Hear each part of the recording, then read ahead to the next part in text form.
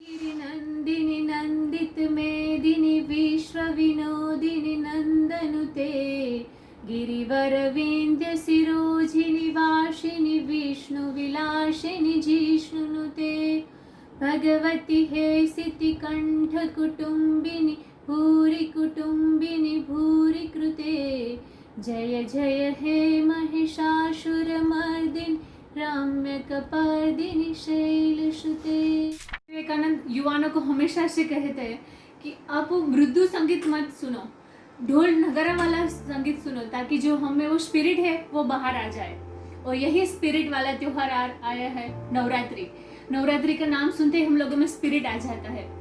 पर we always worship deity outside, but how to be evoke the inside the qualities of us, there is a beautiful message behind it. तो let's see. Happy Navratri to all. साल में 2 बार आती है, चैत्र नवरात्रि और शारदीय नवरात्रि। शारदीय नवरात्रि में माँ के 9 रूपों की पूजा की जाती है। शैलपुत्री, ब्रह्मचारिणी, चंद्रघंटा, कुष्मांडा, स्कंद माता, कात्यायनी, कालरात्रि, महागौरी और सिद्धिदात्री। ये अलग 9 रूपों की अलग अलग दिन अलग पूजा की जाती है। और सरस्वती, पार्वती, लक्ष्मी, ये भी उनके अवतार ही है। नाम अलग अलग है, रूप अलग अलग है, पर शक्ति एक ही है। हमें जीवन जीने का तरीका सिखाती है और हमारे पास तो त्योहारों की श्रृंखला है। पर हमें प्रश्न होता है कि नवरात्रि की शुरुआत कहाँ से हुई और उसको नवरात्रि क्यों नाम दिया गया। वैसे तो बहुत सारी पौराणिक कथा है, पर हम बोलते हैं ना महिषासुर मर्दिनी।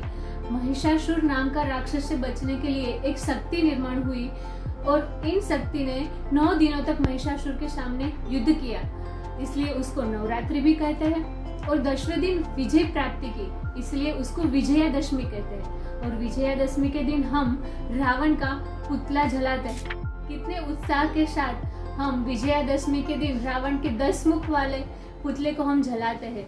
उसके साथ साथ हमें हमारे अंदर के वाइसेस को भी खत्म कर देना है, जला देना है।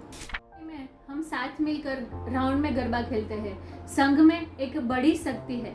When we make a circle, what it happens, energize within the round। जब हम साथ मिलकर माता जी की आराधना करते हैं तब पूरा एटमॉस्फेयर पॉजिटिविटी से भर जाता है। और सब गरबा एक ही डायरेक्शन में with one action, it signifies that सबका रास्ता एक है, सबका विचार एक है। और बीच में माता जी की मूर्ति रखी जाती है ताकि जो ये समूह है वो सत्य के रास्ते पर चले। और जब समूह सत्य के रास्ते पर चलता है तब वो कुछ भी हासिल कर सकता है। हाथ में अष्ट शस्त्र भी दिखाए गए हैं और चरणों में असुर भी दिखाए गए। तो वो क्या है?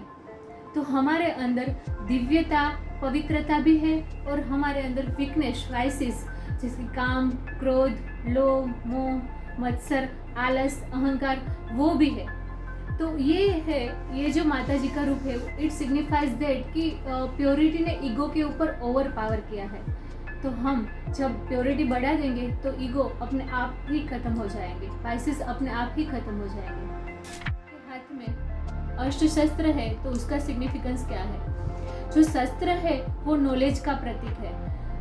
हमारे हाथ में अगर शस्त्र है और हमें पता है कि कैसे उपयोग करना है तो we can take best output from it. और जो भुजाएं है वो शक्ति का प्रतीक है।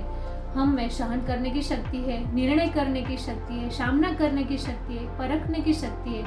तो और ये जो शक्ति और ज्ञान दोनों साथ में मिल जाए तो हम कुछ भी कर सकते हैं। हाथ में अष्ट शस्त्र है तो उसका सिग्निफिकेंस क्या है? जो शस्त्र है वो नॉलेज का प्रतीक है। हमारे हाथ में अगर शस्त्र है और हमें पता है कि कैसे उपयोग करना है तो we can take best output from it. और जो भुजाएं है वो शक्ति का प्रतीक है। हम में सहन करने की शक्ति है, निर्णय करने की शक्ति है, सामना करने की शक्ति है, परखने की शक्ति है।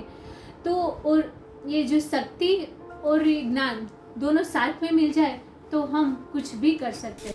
इन दिनों बताया जाता है कि शक्ति हमें मांगनी है। देवी शक्ति हमारे अंदर ही है, उसे जागृत करनी है।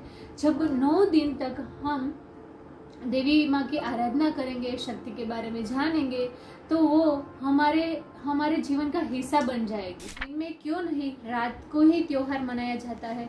रात्रि का मतलब है जागरण करना, मतलब कि हम अज्ञान की नींद में सोए हुए उसे जागरण करना। इन दिनों हम देवी माँ के पास मिट्टी का गरबा रख के उसमें दीपक जला के पूजा करते हैं। तो जो मिट्टी का जो बॉडी है वो हमारे शरीर का प्रतीक है, और उसमें जो 27 छिद्र है वो हमारे नक्षत्र से जुड़े हुए हैं। It signifies that whole universe is one, और उसमें हमें दिया जलाना है, प्यार का दिया, सद्भाव का दिया, सम्मान का दिया, सहयोग का दिया।